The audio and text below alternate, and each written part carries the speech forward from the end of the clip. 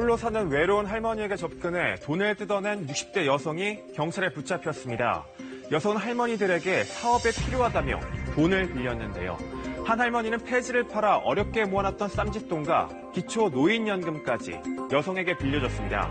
급기야 자신이 살던 집에 전세금을 담보로 보증까지 서줬는데요. 하지만 여성이 돈을 갚지 않아 결국 할머니는 자신의 전세금을 빼 여성 대신 돈을 갚았습니다. 할머니들은 돈도 돈이지만 믿고 의지했던 이웃에게 속았다는 사실에 더 큰 상처를 받았다는데요. 사건을 한번 따라가 보겠습니다. 매일같이 폐지를 주워 팔아 생계를 이은 75살 조모 할머니. 지난 10일 경찰로부터 한 통의 전화를 받았습니다.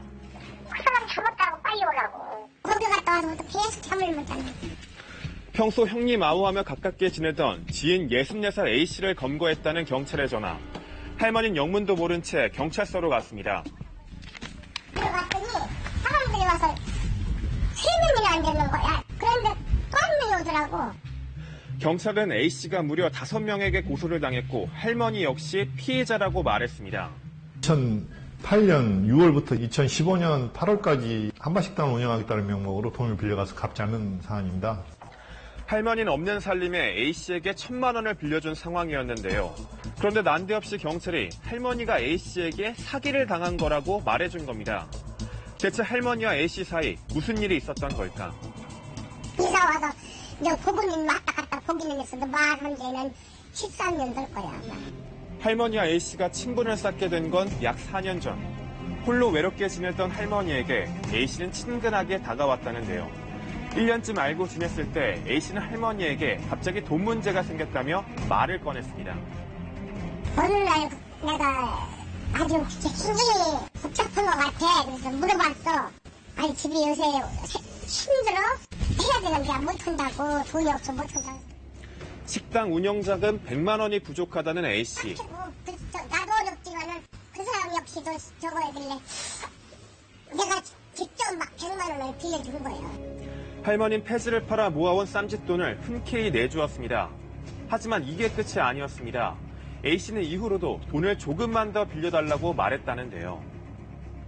계속 한 번만 한다고 그러고 그렇게 빌려간 거예요. 아유, 한 번 들어가기만 하면 금방 돈이 나오니까 빌려달래. 그래서 그럼 밑에서도 빌려준 거잖아. 그렇게 빌려준 돈이 500만 원, 매달 나오는 기초 노인연금과 폐지를 팔아 만든 할머니의 목돈은 그렇게 모두 A씨의 손에 들어갔습니다. 급기야 A씨는 할머니의 전셋집 보증금을 담보로 500만 원을 추가로 빌렸습니다. 계약서를 갖다가 보증을 줘서 돈을 못 갚으니까 그 돈 빌려준 사람이 저기를 넣은 거예요. 돈 달라고. 하지만 A씨는 결국 돈을 갚지 않았고 지난해 10월 할머니는 전세 보증금을 빼 돈을 대신 갚고 월세집으로 이사를 했습니다.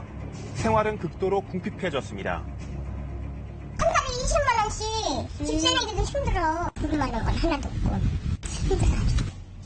A씨가 가져간 할머니의 돈은 모두 합쳐 1,000만 원. 매일 12시간씩 폐지를 주어 할머니가 손에 쥐는 돈은 평균 5천 원 정도. 거기에 기초 노인연금 20만 원까지 더해도 한 달 생활비는 40만 원이 채 안 됩니다. 할머니에게 1,000만 원은 한 푼도 쓰지 않고 3년을 꼬박 모아야 하는 큰 돈. 하지만 할머니 A씨를 의심하지 않았습니다. 가방, 옷, 아주 멋쟁이처럼 옷 입고 다니더라고. 자가용 타고 다니면서. 사업 준비로 잠시 어려운 것일 뿐 식당을 하면 곧 형편이 좋아질 거라고 생각한 겁니다. 게다가 할머니는 자신의 명의로 휴대전화를 개통해주고 할머니 집으로 전입신고까지 하게 해줬습니다.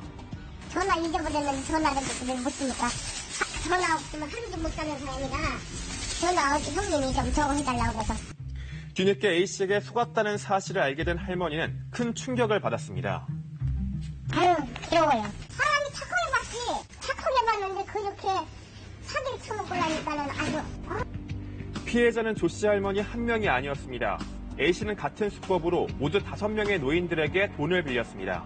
남편은 미국 영주권자인데 미국에서 국내 한국에 공사를 수주할 수 있는 능력이 있다. 유명 건설회사들이 공사를 하는 곳에서 한바식당을 운영하겠다. 그래서 돈을 빌려달라는 식으로 돈을 빌려갔습니다.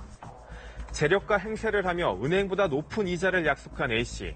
식당을 열 장소라며 사람들을 공사 현장에 데려가 의심을 피하기도 했습니다. 공사 현장을 보여주면서 마치 관련이 있는 것처럼 이렇게 피해자들한테 현장을 답사시키기도 하고 했었다고 합니다. 피해자 대부분은 세상 물정이 어두운 60대 할머니들. 피해 금액은 1억 4천여만 원에 달합니다. 이들 역시 간간히 식사 대접을 받았을 뿐 이자 한 번 받지 못했습니다. 지난 1월 갑자기 A씨와 연락이 닿지 않자 피해자들이 경찰에 신고를 하면서 지난 10일 A씨가 검거됐습니다. 재력가라던 A씨는 머물 곳이 마땅치 않았는지 지인들의 집을 전전하고 있었습니다. 그렇다면 A씨는 식당을 운영할 계획이 있긴 했던 걸까? 피해자로부터 받은 돈을 어떻게 사용했느냐라고 물었을 때 생활비로도 일부 사용하고 건설 관계자들에게 지불했다 하지만 실체는 없었죠. 경찰 조사 결과 A씨는 과거 공사 현장 식당에서 일한 경험은 있지만 뚜렷한 직업은 없는 걸로 드러났습니다. 경찰은 A씨를 상대로 돈의 사용처에 대해 집중 수사할 계획입니다.